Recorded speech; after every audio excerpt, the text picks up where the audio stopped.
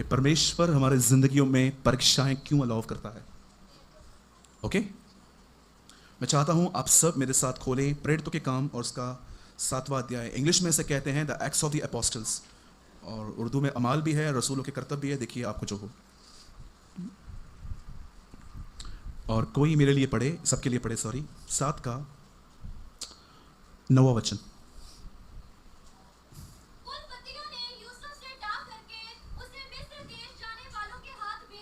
परंतु परमेश्वर उसके साथ था। राइट, आगे। और उसे उसके सब क्लेशों से छुड़ाकर मिस्र के राजा फिरौन की दृष्टि में अनुग्रह और बुद्धि प्रदान की। बेटा 10 फिर से पढ़ो। और उसे उसके सब क्लेशों से छुड़ाकर मिस्र के राजा फिरौन की दृष्टि में अनुग्रह और बुद्धि प्रदान की, और उसने उसे मिस्र पर और अपने सारे घर पर हाकिम नियुक्त किया। Okay, thank you. आइए, मैं चाहता हूं आप सब ध्यान दें।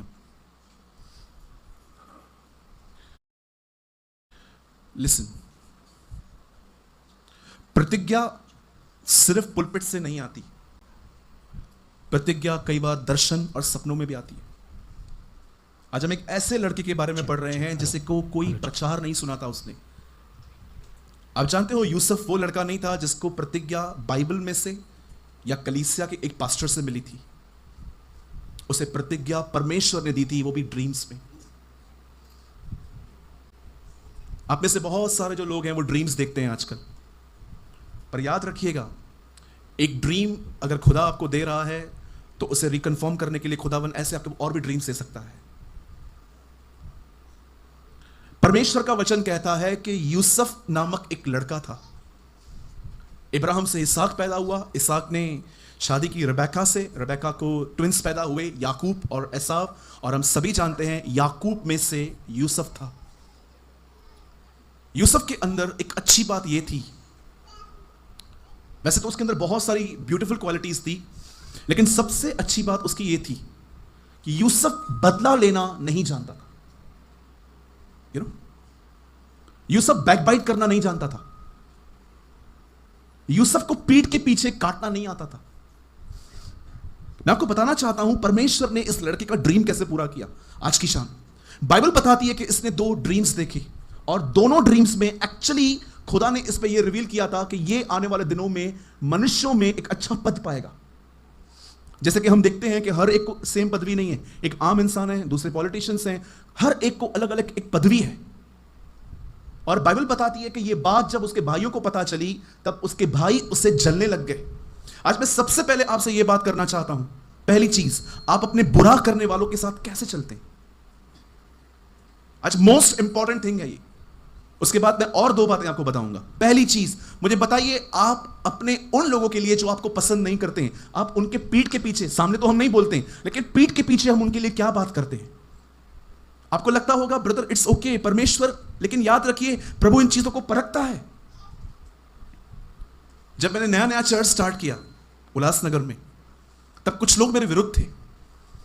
वो मेरे चर्च में आने वालों को फोन कर करके कुछ गलत इंफॉर्मेशंस देते थे जो सच नहीं होती थी।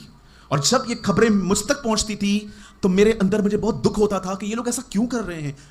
क्योंकि आजकल प्रॉब्लम ये है कि जब परमेश्वर का काम बढ़ता है तो उसे अन्य जाति कम, विश्वासी अधिक खराब करने की कोशिश करते।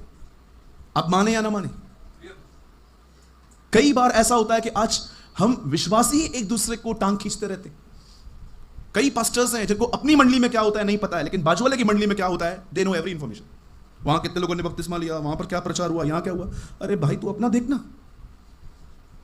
मैं एक दिन एक गाड़ी चला रहा था तो मेरे आगे से एक ट्रक गया, उस ट्रक के आगे एक ब्यूटीफुल वर्ड्स लिखे थे, तू अपना देख। क्या लिखा था? बोलो अपने बाजू वाले को, तू अपना देख। हाँ, कुछ लोग बोलेंगे भी नहीं, मुझे पता है। हर एक को अपना देखना चाहिए। खुश रहने की सबसे बड़ी चाबी भी यही है, दूसरों के जीवन में झांकने की कोशिश ही मत करें, आपको तकलीफ होगी। इधर बाजू वाले के घर में कार आती है, झगड़े हमारे घर पे होते। वो देखो उनको वो लेके दिया, उनको वो लेके दिया, मैं किधर हूं, मुझे तो कुछ भी नहीं मिला, वही तो मैंने कंगन दी है, वही पहन के घूमती रहती हूं। हाँ, कार बाजू वाले के घर में आएगी, झगड़े हमारे घर में होंगे। मैंने कितनी बार बॉम्बे में देखा है, पत्नियां मिलती हैं, इनको समझाओ, वही नौकरी, कुछ करते नहीं है, ये नहीं करते। मैं इनको बोलता हूं बहन दाल रोटी मिल रही है ना, चुपचाप से खाओ ना, मटन मत खाओ, कांटा घुस जाएगा। हाँ, लाइफस्टाइल, लाइफस्टाइल, लाइफस्टाइल। यूसुफ के भाई उससे जलते थे। ये एक बहुत बड़ी बात है कि आप अपने सताने वालों के लिए, जो आपके पीठ के पीछे कुछ बोलते रहते हैं, आप उनके लिए क्या बोलते हो। It's important. और अगर आप उनकी बुराइयां करोगे, आप उनके लिए बकबक करोगे, आप उनके लिए स्टोरीज बना के, नहीं नहीं ये तो हैं ही ऐसे, आपको पता क्या, इन्होंने शादी से स्टार्टिंग से ऐसा किया है, मैं आपको बताना चाहता हूं, शायद आपको ये वर्ड थोड़े हैरान कर सकते हैं। याद रखिए, एक व्यक्ति जो दुआ भी करता है और निंदा भी करता है, वो कभी अपने ऊपर वो अभिषेक नहीं देख पाएगा जो खुदा उसको देना चाहता है। Trust me. परमेश्वर के एक जन दूसरे के बोलने के कारण बीमार पड़ गए थे। उन्हें पता चला कि यह आदमी मेरे लिए बहुत कुछ बोलता है, और उन्होंने उन शब्दों को इतना गहराई से लिया कि वो स्ट्रेस में बीमार पड़ गए कि मेरे लिए ऐसा बोला। और जब वो अस्पताल में एडमिट हुए, एक व्यक्ति उनसे मिलने गया और उन्होंने पूछा, तुझे लगता है कि जो आदमी तुझे इतना परेशान कर रहा है वो स्वर्ग जाएगा? जानते हो उसने क्या कहा? बिल्कुल जाएगा, पर मैं उसे नहीं देख पाऊंगा। बोला क्यों? बोला वो स्वर्ग में बहुत आगे होगा, मैं बहुत पीछे रहूंगा, बहुत आगे होगा। मैं आपसे पूछना चाहता हूं, कितने लोग हैं यहां पर, अब आपने दूसरों की बुराई करना बंद कर दिया, आप चुप रहते हो, होने दो जो होता है। कितने लोगों ने यह वचन पढ़ा है पुराने नियम में, बार बार प्रभु मूसा से कहता है, मैंने इनका बुड़बुड़ाना सुना है, मैंने इनकी कंप्लेंट सुनी है। सास के सामने बहुत सारी बहनें चुप रहती हैं, पति खाली अंदर कमरे में आए, आपकी मां ऐसी, आपकी मां वैसी, आपकी मां ऐसी, आपका बाप ऐसा। आपको क्या लगता है खुदा आपको नहीं देखता?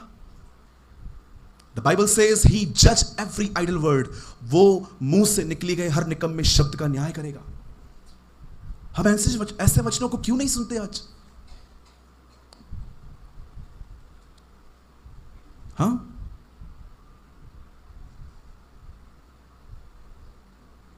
किसी ने मुझसे पूछा दिल्ली में नरक कहां है?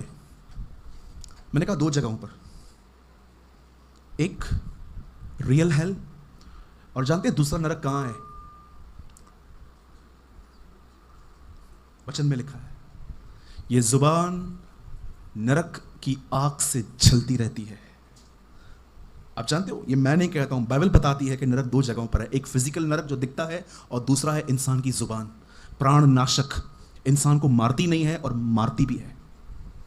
मेरे भाइयों, मेरी बहनों, जब यूसुफ के भाइयों ने उसके बारे में सुना कि उसने दर्शन देखा है, उसने स्वप्न देखा है, बाइबल बताती है वो उससे जलने लग गए। एक जलन वाला व्यक्ति निंदा करता है। एक दिन जब यूसुफ उनको खाना देने के लिए जा रहा था, उन्होंने यूसुफ को पकड़ा, उसे मारा, उसे पीटा और उसे खड्डे में फेंक दिया। खड्डे को इंग्लिश में कहते हैं पिट।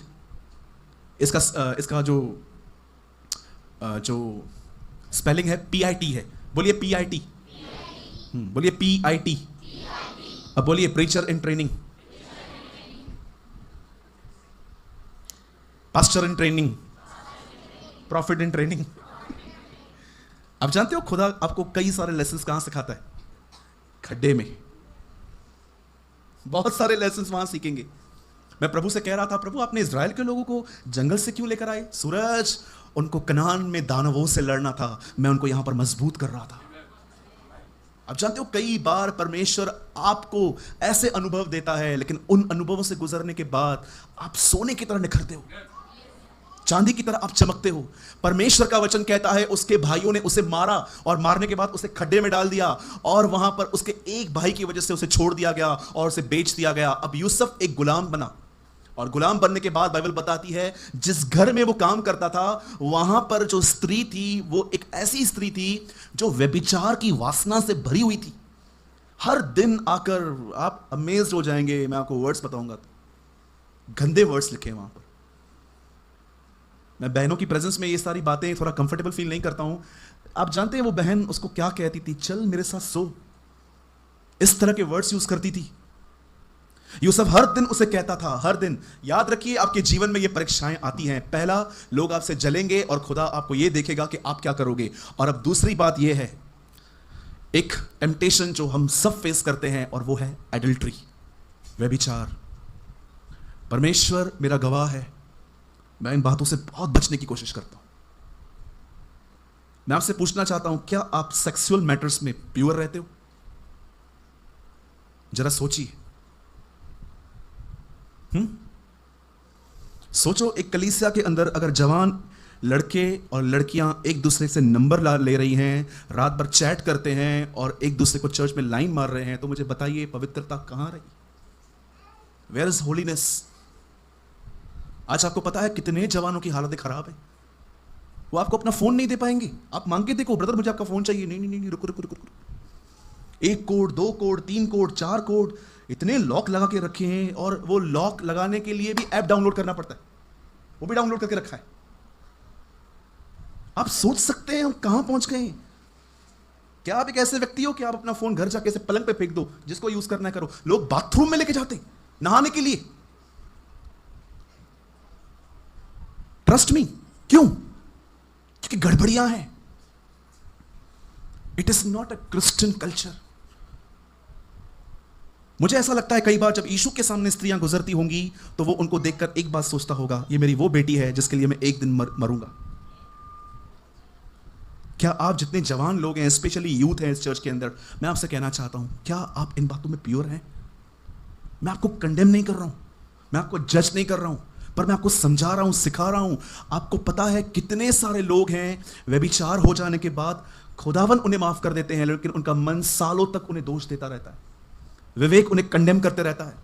हर दिन वो यूसुफ के पास आके कहती थी चल चल चल, लेकिन यूसुफ एक ही बात, नहीं नहीं नहीं। एक दिन तो उसने यूसुफ को ऐसे पकड़ा, और जानते हो यूसुफ क्या कह के भागा?